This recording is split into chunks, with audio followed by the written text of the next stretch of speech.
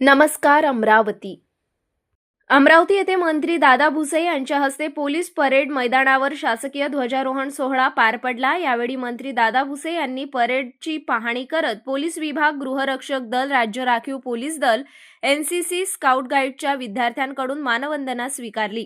यावेळी पोलीस विभाग, जिल्हा परिषद शिक्षण विभाग आणि आरोग्य विभागाचे चित्ररथ पथसंचलनात सहभागी झाले होते।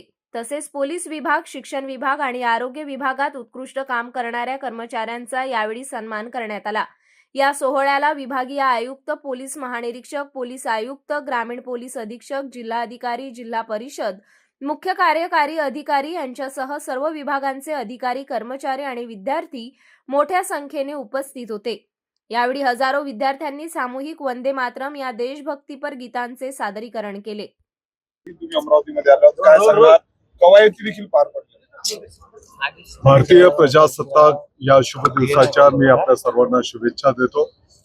आज अमरावती येथे ध्वजारोहण कार्यक्रम अतिशय उत्स्फूर्तपणे आपल्या सर्वांच्या उपस्थितीमध्ये संपन्न झालेला आहे।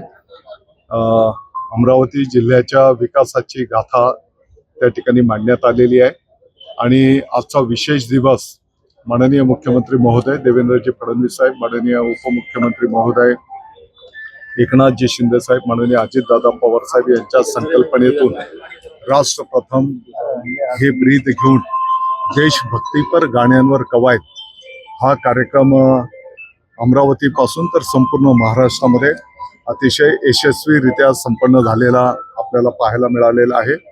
साधारणपणे 2 कोटीपेक्षा जास्त विद्यार्थ्यांनी यामध्ये सर्व माध्यमांच्या, सर्व भाषिकांच्या शाळा, सर्व विभागांच्या शाळांनी सहभाग नोंदवला आणि साधारणपणे 14 ते 15 मिनिटांचं देशभक्तीपर गाण्यांवर कवायत हा एक उपक्रम सर्व नागरिकांच्या, लोकप्रतिनिधी, प्रशासनाच्या उपस्थितीमध्ये यशस्वीरित्या संपन्न झालेला आहे। साधारणपणे 2 कोटीपेक्षा जास्त विद्यार्थी, 7.5 लाख शिक्षक बंधू भगिनी आणि लाखाच्या पुढे शाळांनी यामध्ये सहभाग नोंदवला। दर शनिवारी या संदर्भातली प्रॅक्टिस संपन्न होत होती आणि यापुढेही दर शनिवारी प्रत्येक शाळेमध्ये ही कवायत त्या ठिकाणी संपन्न होणार आहे। या देशभक्तीपर गाण्यांवर कवायत या माध्यमातून विद्यार्थ्यांना एक देश प्रेमाची बीज रोवलं जाईल। एकत्रित सर्व विद्यार्थी त्या ठिकाणी ही कवायत संपन्न करत असल्यामुळे त्यांच्या शारीरिक हालचाली, व्यायाम त्या माध्यमातून संपन्न होणार आहे आणि एकतेची भावना या माध्यमातून मोठ्या प्रमाणात रुजवणं हा एक संकल्प त्या ठिकाणी करण्यात आलेला आहे।